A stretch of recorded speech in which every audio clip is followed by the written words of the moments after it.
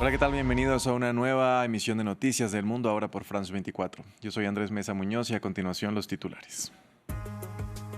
Ya son más de 1.700 los muertos por el terremoto en Myanmar. De acuerdo con la Junta Militar, también se reportan 3.400 heridos y más de 300 desaparecidos. Y en la vecina Tailandia, el número de fallecidos se elevó a 18, mientras las autoridades continúan recuperando cuerpos del edificio colapsado. En Gaza, los bombardeos israelíes dejaron al menos 22 muertos durante el primer día del Eid el-Fitr, que marca el fin del Ramadán para los musulmanes. De otro lado, la Media Luna Roja recuperó los cuerpos de 8 de sus trabajadores que denuncian fueron atacados por el ejército israelí hace una semana. Siria tiene un nuevo gobierno de transición. En esta emisión de noticias analizamos la conformación de este nuevo gabinete del que hacen parte una mujer y que fue rechazado por la población kurda.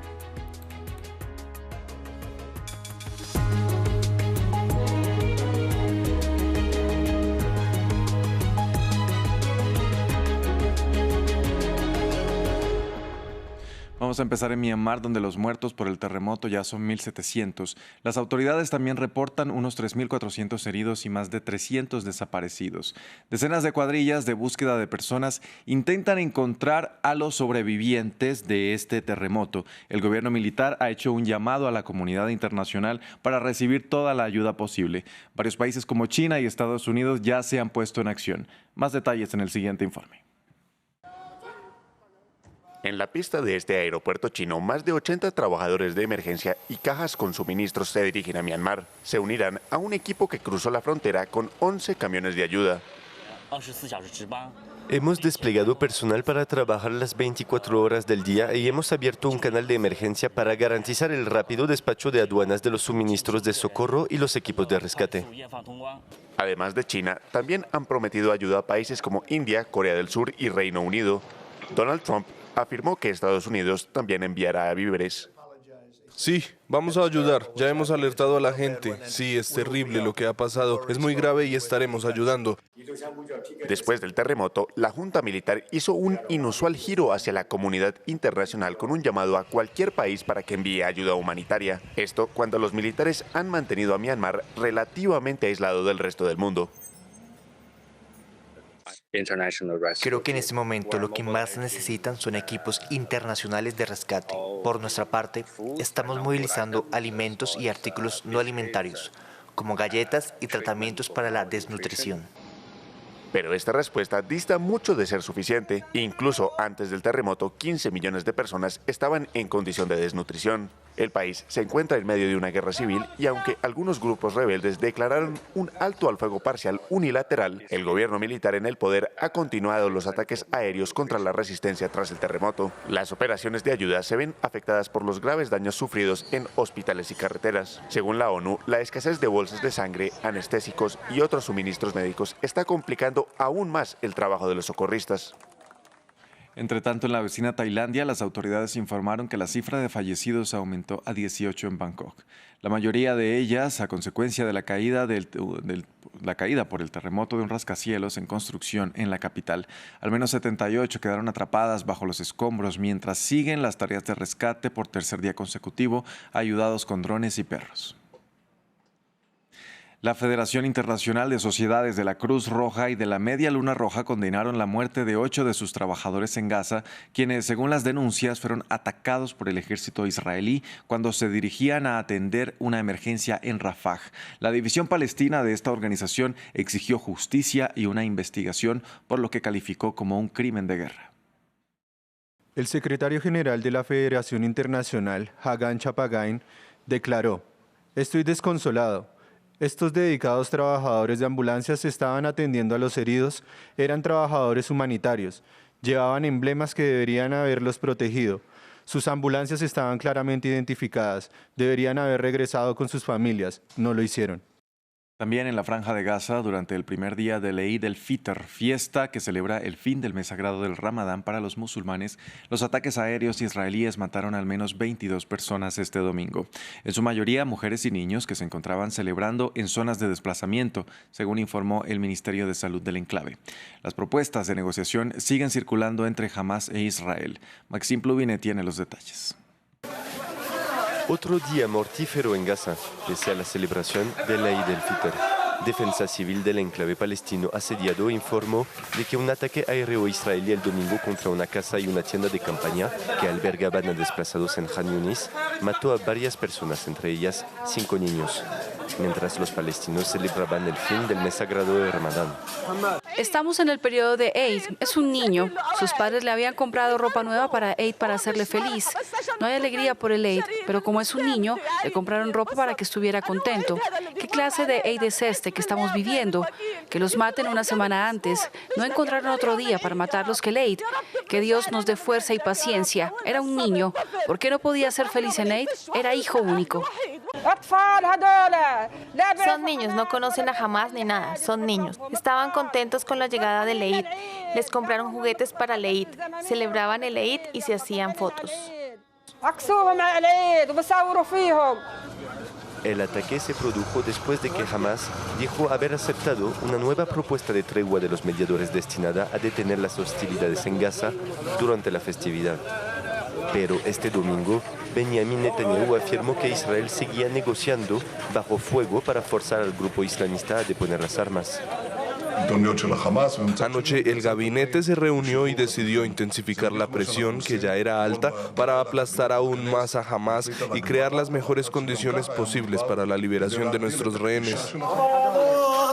Una frágil tregua que había proporcionado semanas de relativa calma en la franja de Gaza se vino abajo el 18 de marzo cuando Israel reanudó sus ataques aéreos y sus ofensivas terrestres en el territorio palestino.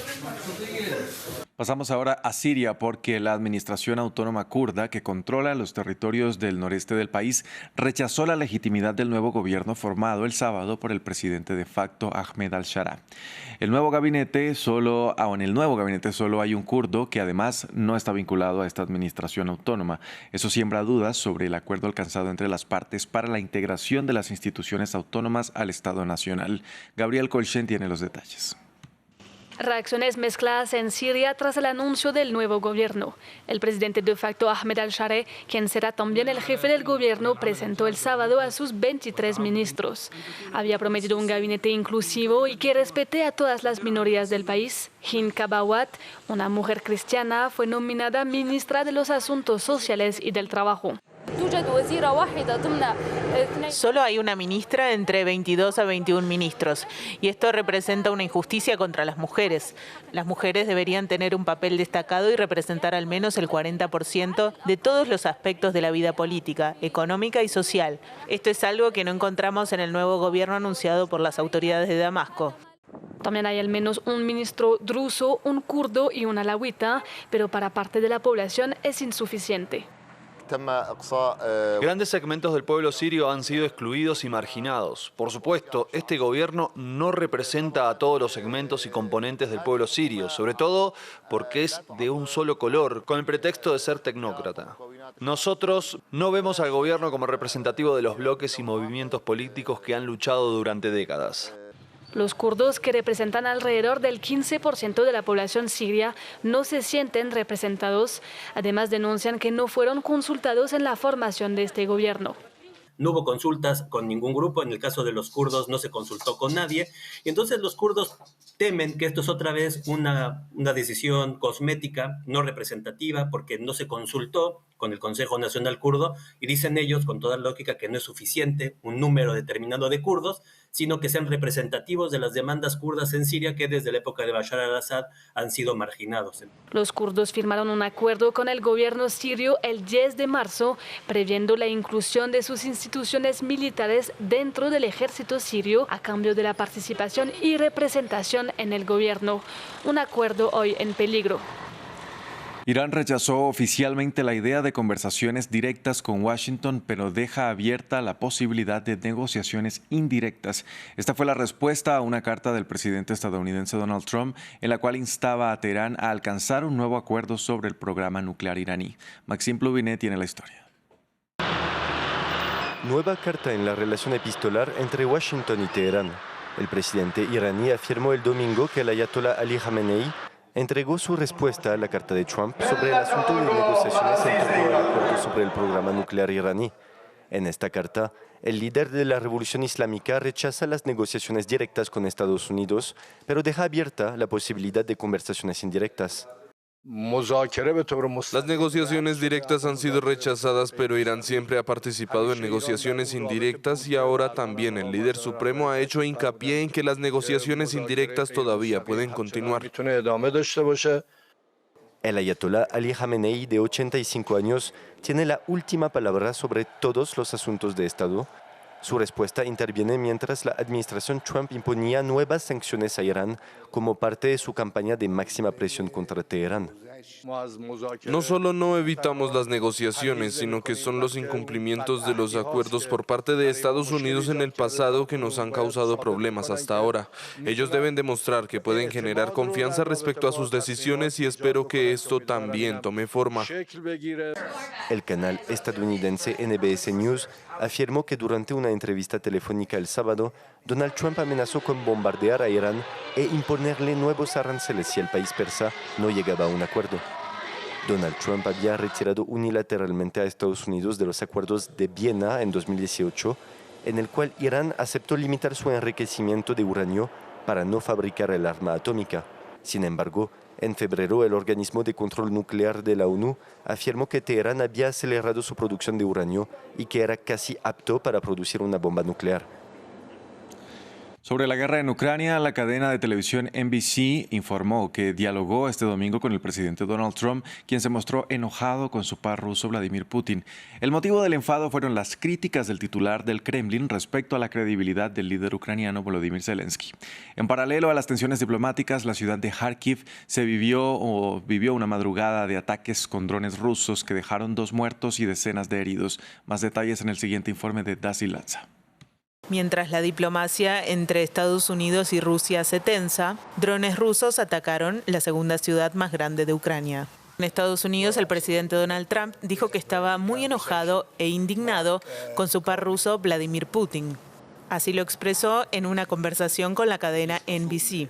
Lo que motivó el enfado fueron las críticas de Putin contra la credibilidad del liderazgo del presidente ucraniano Volodymyr Zelensky. El viernes, el mandatario ruso pidió la creación de un gobierno de transición en Ucrania. Según NBC, Trump, quien viene mediando entre las partes, dijo que de esta forma no iban por buen camino. En el terreno, en la noche del sábado, drones atacaron bloques de departamentos, casas y otros objetivos en Kharkiv. Salí debajo del sofá y entonces cayó todo el techo en la otra habitación. Todo cayó dentro de la casa. Mi mujer también estaba tumbada. El techo le cayó encima y ella estaba tumbada debajo de la cama. Pero nuestra hija estaba a su lado y todo se desplomó sobre ella. Así que tuvimos que sacarla a duras penas. Todo estaba en llamas alrededor.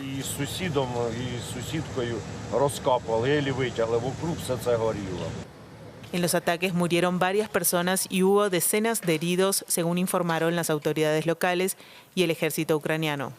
Pensé que el dron estaba planeando para encontrar dónde impactar. Corrí a otra habitación cuando me alcanzaron. Me alcanzó la metralla y delante de mi cara cayó una barra de madera. Fue entonces cuando ya me había despedido de la vida y creo que tengo una conmoción cerebral. Las defensas aéreas ucranianas destruyeron 65 de los 111 drones lanzados anoche, según informó este domingo la Fuerza Aérea de Kiev.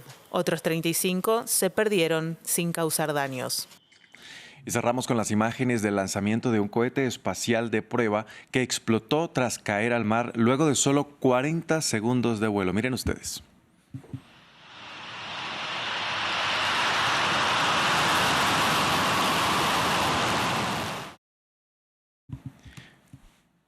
Esto ocurrió en Noruega en un hecho que hizo la startup alemana Isar Aerospace, que pese a la explosión declaró el hecho como un éxito y anteriormente ya habían avisado que las pruebas podrían acabar prematuramente.